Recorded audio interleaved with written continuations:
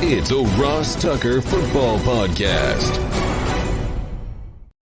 Oh, yeah, it is. But it's not just any Ross Tucker football podcast. It is a teaching tutorial Thursday with Professor Greg Cosell from NFL Films University. We're supposed to talk about draft prospects. We might talk about draft prospects, but there has been so much veteran player news since I last spoke to Greg that I got to get his thoughts on some of these team and scheme fits for some of these players that have signed or been traded or whatever. So I have a feeling we might not actually get to any prospects today, but that's okay. We can pick back up there next week. We are presented, of course, by DraftKings. Love those dudes. If you play daily fantasy, get the DraftKings app. If you are interested in placing a wager, it's DK Sportsbook app. Spread the word winner, sponsor confirmation email winner, YouTube shout out. I blew it. I got to be honest with you guys. I got up at like 3:30 yesterday, drove to Philly. I did the morning show for WIP in Philadelphia. Then I drove to Princeton, did stuff all day, did a speech last night, got home after midnight. Got to cut me a little bit of slack on this one. I'll try to have a winner. I'll try to have the winners for Monday's show if I can remember. But honestly, it didn't even get on my radar. I mean, I didn't even have a chance to think about the spread the word winner via social media at Ross Tucker NFL, at Ross Tucker Pod, the sponsor confirmation email winner, the person that goes ahead and takes advantage of one of our sponsors like Buck Mason and sends me the email to read and respond to on the show, which I love, or maybe just to win, Ross at rosstucker.com, or my beloved YouTube shout out for the people that subscribe and comment to our awesome YouTube page. I know a lot of people like watching Greg on YouTube, youtube.com/Ross Tucker NFL. It's big show time. The Big Show. Wow. Greg, I guess I'm a little bit surprised. You know, last week we spoke after a day of free agency and after a bunch of stuff had gone on, really 3 days of free agency and a bunch of stuff had happened, and talked to you about some players and some scheme fits. Feels like more happened this week, or at least more that I want to ask you about. And I think it's probably because of the quarterback dominoes, if you will, that really I think so many people were waiting on what was going to happen with Deshaun Watson. And we found out he got traded for a boatload of picks to the Cleveland Browns. You know, I like to talk to you about the tape and about these guys as players, not off the field conduct, not contracts.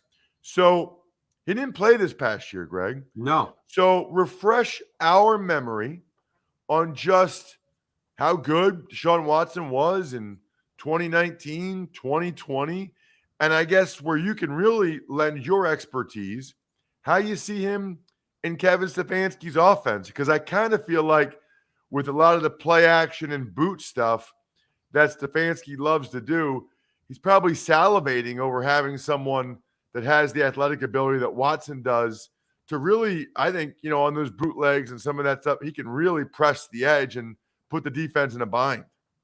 Yeah, and I think Watson has been at his absolute best when he's really found that perfect balance between playing within structure and then playing outside of structure when it's demanded. I think he's had stretches in his career where he's done that and has played at an incredibly high level. I think he's also had moments in his career where he's left the pocket too early, left throws on the field. Now, he played in Houston behind an offensive line where I'm sure in his head, he probably at times anticipated pressure and perceived pressure that wasn't really there. But because he probably went into games thinking, hey, I am going to get pressure, I'm sure that he felt like I'm just going to have to move. And he knows he can make plays on the move. But I remember there was a stretch I believe it was 2019. Memory. It's hard because he didn't play this year. Where he had about a 7 or 8 game stretch, Ross, where he played exceptionally well because he really met that perfect balance between playing within structure, because he can throw the ball very well, and moving when it was necessary. And I think in Kevin Stefanski's offense, which, every offense is built on structure. Everybody needs to understand that. No coach says, let's just run around today and see what happens. I think that Kevin Stefanski's offense theoretically is a good fit for most quarterbacks, because it really presents things clearly to the quarterback, defines things for the quarterback. And then if it obviously doesn't work, now you have Deshaun Watson, who has outstanding ability to make something happen outside the structure of the design. So I think he'll fit very well. I think most quarterbacks theoretically would fit well in a Kevin Stefanski offense. So I have several follow-up questions, Greg. One of which is, I think it's important to discuss this time of year. I mean, here we are about a month from the draft. Why was Deshaun Watson the 12th pick in the draft?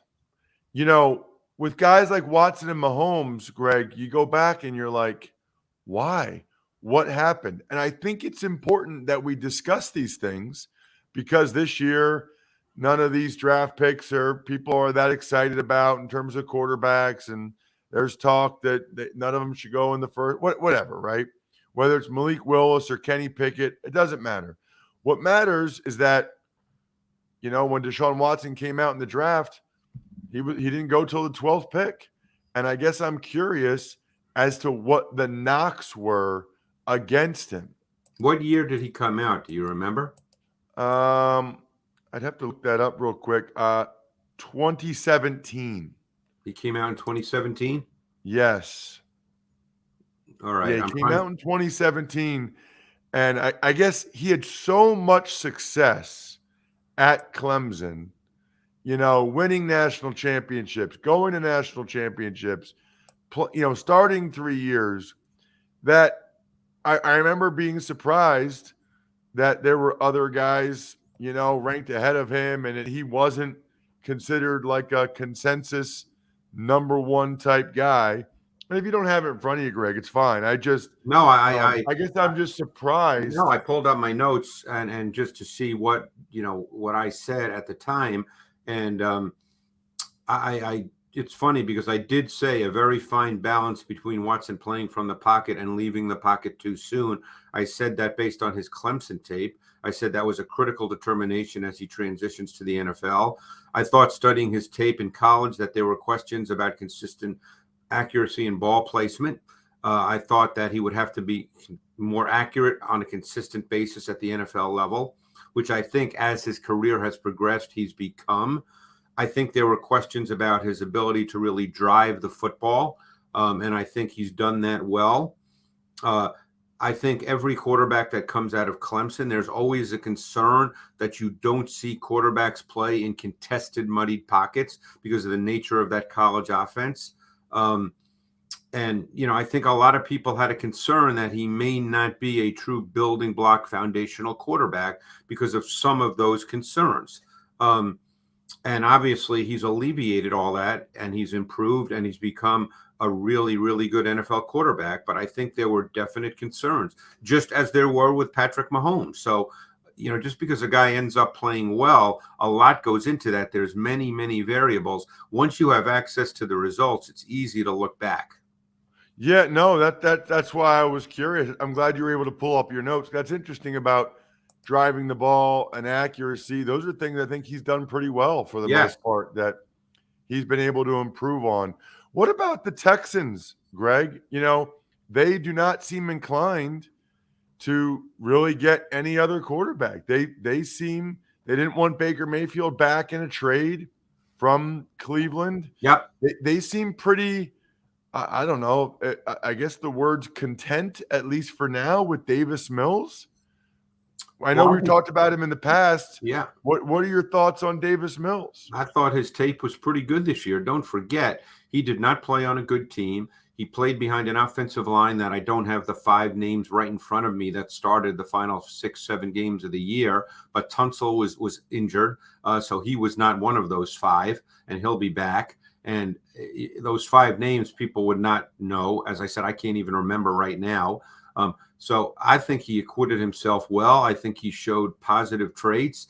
I think whatever the injury was with his knee, it clearly was better because he got rid of the big knee brace that he wore his last year at Stanford. And I think there's a sense that he can be a quality NFL starter. Again, you get into this discussion that, well, you can't win a Super Bowl unless you have Josh Allen or Patrick Mahomes or Tom Brady or, one of those kinds of quarterbacks. And whether that's true or not, that always remains to be seen. A lot of people before this year, thought Matthew Stafford could never win a Super Bowl either. So you have to be careful about making those kinds of statements.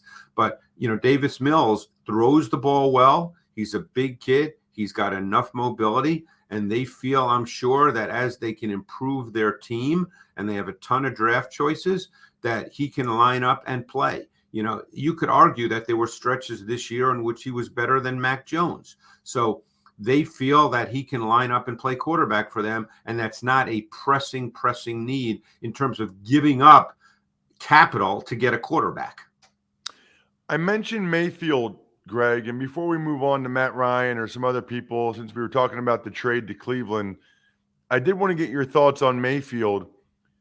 He's obviously on the trading block. Yep. Nothing has happened there. I guess I thought a couple years ago he played pretty darn well. And, the Browns won a road playoff game and almost won the divisional round at Kansas City. This past year, a lot was made over his shoulder injury and other injuries he had this year. What did you see on tape? I guess I'm a little surprised that there doesn't seem to be more interest in him. You're talking about a former number 1 overall pick who 2 years ago played well and led a team on the precipice of the conference championship game. It's interesting, Greg. Nobody really cares if you didn't play as well because you were injured. Nobody gives you credit for that. To me, there's probably something off the field here that we don't know about. When I say that, I don't mean he's done something wrong. I mean just maybe attitude, things of that nature. There's got to be something like that, because I think when you talk to coaches, they'll tell you that Baker Mayfield is very, very talented. Now, there's been a lot of talk about, he didn't fit into Kevin Stefanski's system. I don't buy that. In fact, I think that when I went back and watched Mayfield coming out of college, he was actually a precision player. There was a sense that he's sort of an improvisational, loosey-goosey player. That's not when Mayfield's been at his best, nor did he play that way at Oklahoma in that last year. So I don't know what happened. I know that they were lacking receivers this year. I know that teams started to condense their coverage and really squeeze the offense, the pass game, particularly on third down, where they were not very good at all on third down. And my guess is, without knowing what's in Baker Mayfield's head, that he just didn't feel like there were throws to be made, and he got stuck a lot. And, when he gets stuck a lot and he starts to move, I think the recklessness in his game at times comes out. So clearly he did not play as well this year. And as you said, no one cares about the injuries. Maybe that was a factor. Maybe it wasn't. But there's got to be something more, because Baker Mayfield has the talent to be a starting quarterback in the NFL. Greg, let's move on to Matt Ryan, because I think a lot of Colts fans want to hear what you saw from him this past year, what you think Matt Ryan has left. There seems to be a debate about that, discrepancy between people in terms of what Matt Ryan still is at this stage of his career and how much he has left. Obviously, Colts fans are interested, but I kind of think fans of other teams are as well that theoretically could have gotten Matt Ryan. What did you see from him in 2021 in Arthur Smith's offense? I think Matt Ryan is at the point in his career, and to some degree he's always been like this, but I think he needs team, and he did not have a lot of it in Atlanta. He did not have a run game. He had a below-average a below-average offensive line by NFL standards. There was not a very good defense in Atlanta. So he had to be the guy, and Matt Ryan may have never been quite that guy, and he's certainly not now. So going to a team like Indianapolis, dominant run game, good O-line, good defense. He's in the strict meaning of the word, Ross, he is a system player. And he's always been to a large degree. Keep in mind, the best year he had in his career, and I think he was NFL MVP the year they went to the Super Bowl, was under Kyle Shanahan's offense, which is really defined and really presents things cleanly to the quarterback. That's what Matt Ryan is. He's a strider as a thrower, so he needs room to be secure in the pocket. He did not have that very often in Atlanta last year. So I think this is a really good spot for Matt Ryan. We know he doesn't have a big arm. He never did. Is it a little worse than it was 6 or 7 years ago? Yes. He's not going to drive the ball down the field. But Matt Ryan is in some ways like a Phillip Rivers.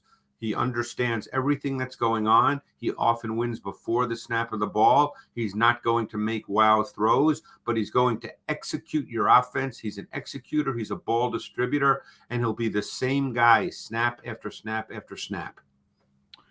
Let's talk about the other two quarterback signings, Greg. Not that surprised that Jameis Winston is back in New Orleans. What did you see from Jameis in New Orleans before his injury? Obviously, they liked what they saw enough that they brought him back. They didn't love it. Otherwise, they wouldn't have been trying so hard to get Deshaun Watson. So there's some middle ground there, I suppose. Yeah, and I think Deshaun Watson clearly is a high-level NFL quarterback, and every team's looking for the high-level NFL quarterback. You know, as we discussed Watson already, you could argue Watson's top 5 quarterback in the league at his best. So everybody is looking for that guy. But Jameis played well a year ago. I think obviously Sean Payton's not there anymore, but they have the same offensive coordinator. My guess is the offense will be the same. So Jameis is familiar with it. You know, Jameis has always been a guy that could throw the football. That's another team that was lacking in terms of outside receiver personnel. Now they've got some other issues that they have to address because they just lost Terron Armstead to the Miami Dolphins. So, and we'll get to the Dolphins, I'm sure, in a moment here. But, I think that Jameis, you can line up and play with Jameis. He's a good thrower of the football. You know, his issue has always been that there's been a little bit of a recklessness to his game that you have to rein in. And it may be just part of his DNA. And it was not a big issue in the number of games in which he played a year ago. You hope you can continue to coach that out of him without taking away the aggressiveness that you like about him. And that's a tough balancing act. What about, I don't even know if you have notes on this guy, Greg. It's been a while since he played. My guess is they end up drafting a quarterback as well. But I don't even know what notes you would have. You have to go back several years.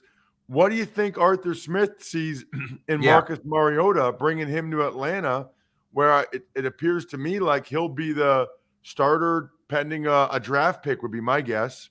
Yeah, and look, he's familiar with Marcus Mariota. Again, you need a starting quarterback, and I think the feeling is he's been a starter in the league. You need to line up with someone. I think they have to address their run game. Last year, their running backs were Mike Davis and Cordarrelle Patterson. I think Arthur Smith would like the offense to start with the run game, and this is where you get into a team-specific situation. This is a team that needs a good back.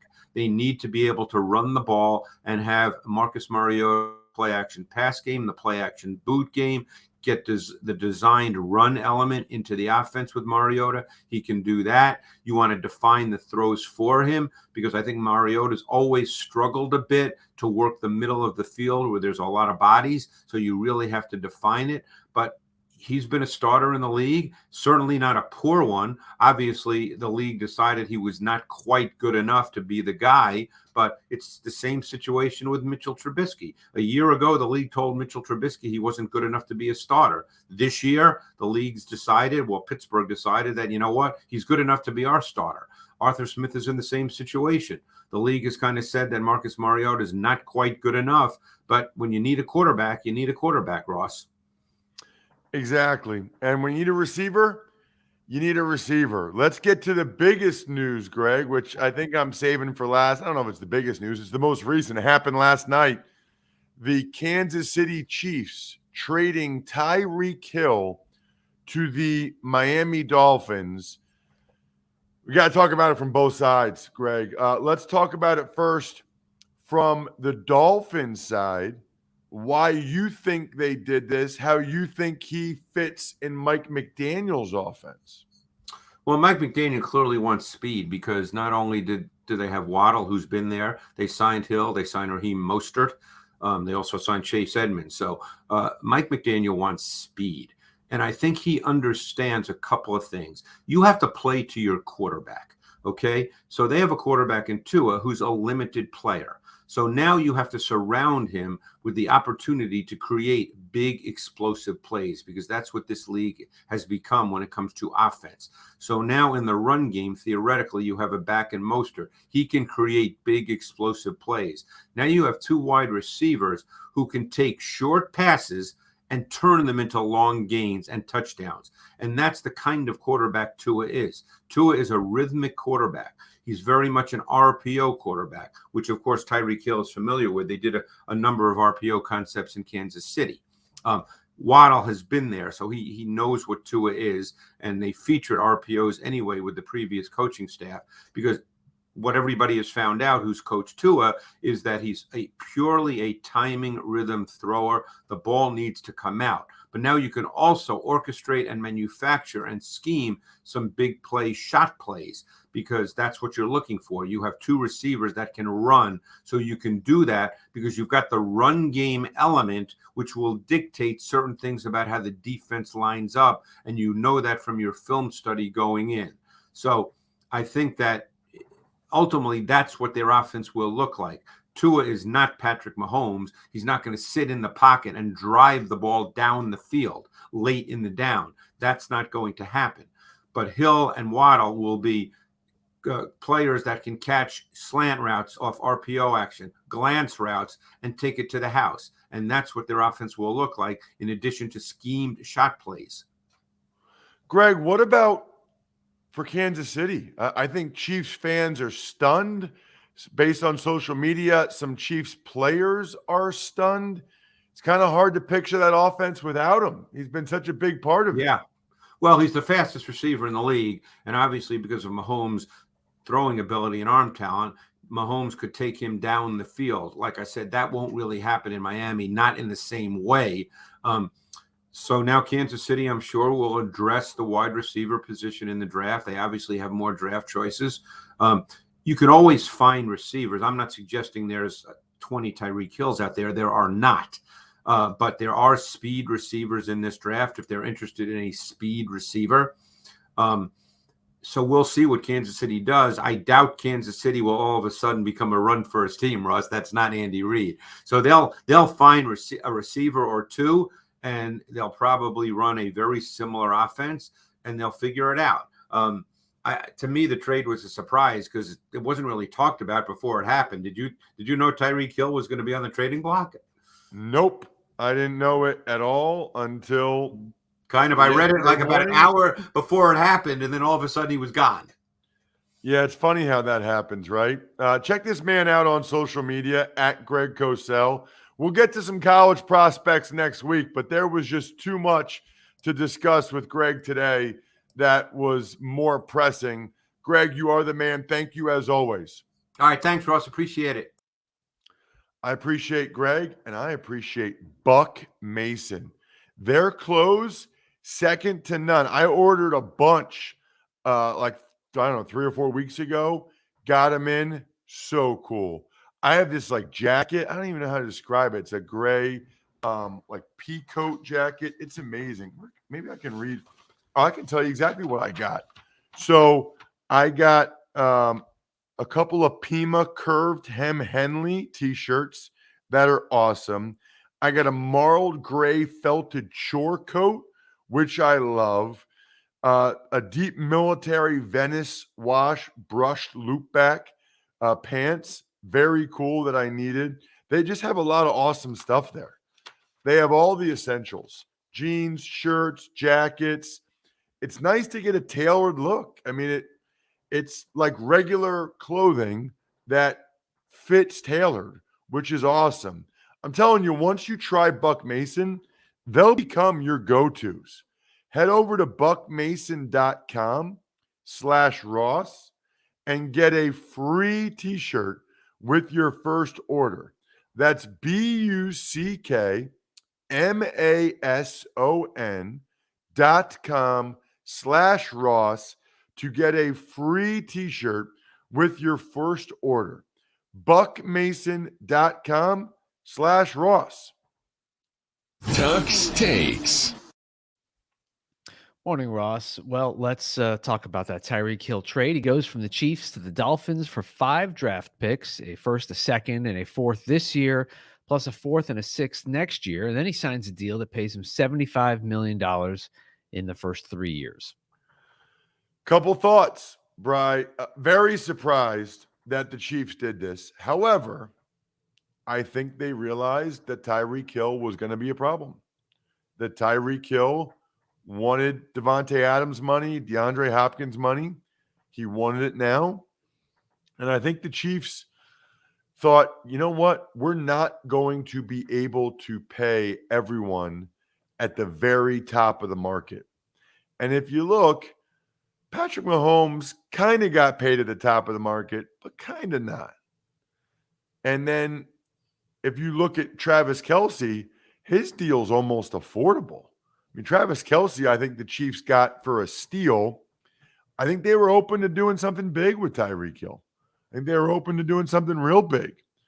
But when he wanted absolute above and beyond, I mean, $75 million first 3 years, $25 million a year, which really, in terms of what money guys will actually get, is even a couple million more than Devontae Adams got. I think, the Chiefs thought we just can't do that. We're not going to do that.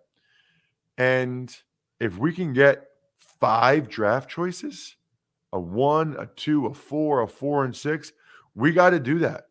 So I understand why the Chiefs did it. I'm sure they wanted to sign him to an extension, but the Devontae Adams money and trade just kind of threw everything. And by the way, Tyreek Hill has every right, more power to him, to do what's in his best interest. He wants to go back to South Florida. He wants as much money as possible. Tyreek Hill is getting what he wants. The Chiefs are making the best out of the situation. The Dolphins' perspective on it's pretty interesting. They are, between this and Teron Armstead, the big left tackle from New Orleans who they signed, for the Dolphins to trade this many draft picks for Tyreek Hill and pay him this much money after they paid this much money, after they gave up draft picks for Jalen Waddle, makes me think a couple things. Perhaps they're just trying to make sure they give Tua every chance to show what he can do before they decide maybe we have to move on, maybe not.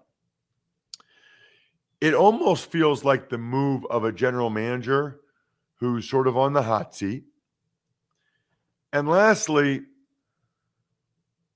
it kind of comes across to me as a team that really wants to change the narrative or the discussion.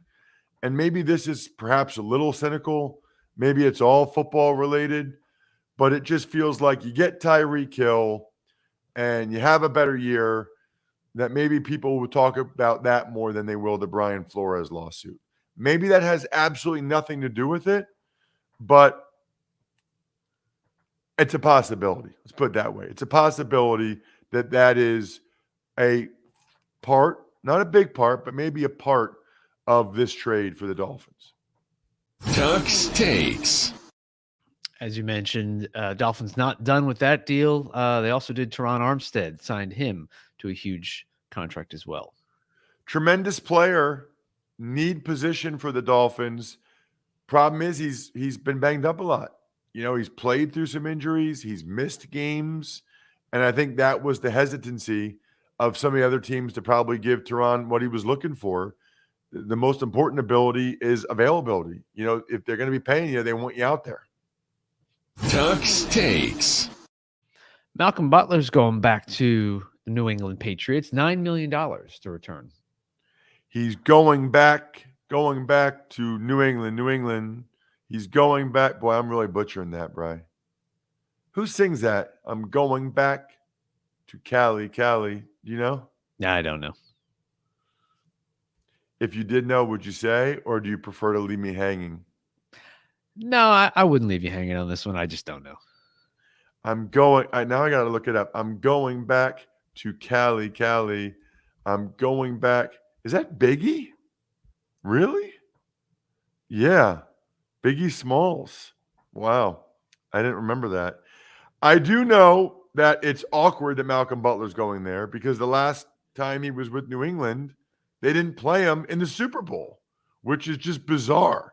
I hope the Patriots beat writers just ask him about that every day because I'm still dying to know what happened there that they didn't play him at all in that Super Bowl against the Eagles.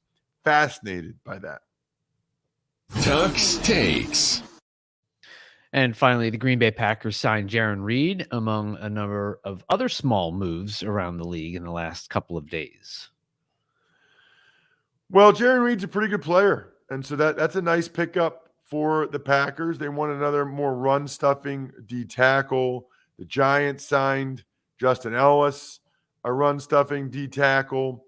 The Commanders signed D-end F.A. Obata, who's from the UK. Falcons re-signed DB Eric Harris. You know, the Raiders signed former Chiefs receiver DeMarcus Robinson. Interesting that the Chiefs didn't get him back, although they got Valdez-Scantling coming in today. That seems like a good fit. The Chiefs signed former Bears safety Deion Bush. William Golston is back with the Bucks. The Cowboys signed a punter, Brian Anger, $3 million a year. So a bunch of smaller moves being made out there. Already fired up about Monday's guest on the Ross Tucker Football Podcast. Highly encourage you guys to check out Even Money this week. Was fantastic. Fantasy Feast with Joe going over some of these moves from a fantasy perspective was awesome. Please check out those other shows. And you can still be the winner this week. I'll pick one out and I'll announce it Monday. Shout outs, Pizza Boy Brewing, evergreenecon.com, changing up the order a little bit. Sporticulture, go-bengals.com, steakhousesports.com, and humanheadnyc.com. I think we're done here. Thanks for listening to the Ross Tucker Football Podcast. Make sure to also subscribe to the Fantasy Feast, Even Money, Business of Sports, and College Draft. All available at Apple Podcasts, rosstucker.com, or wherever podcasts can be found. A lot of times on the show, I mentioned DraftKings. Here's what you need to know. You got to be 21 or older, New Jersey, Indiana, or Pennsylvania only. New customers only. Restrictions apply. See DraftKings.com/sportsbook for details. Gambling problem, call 1-800-GAMBLER, or in Indiana, 1-800-9-WITH-IT. By the way, if what I was talking about included a deposit bonus, doesn't always, sometimes it does. Deposit bonus requires 25 times playthrough, and deposit bonuses are paid out in site credit.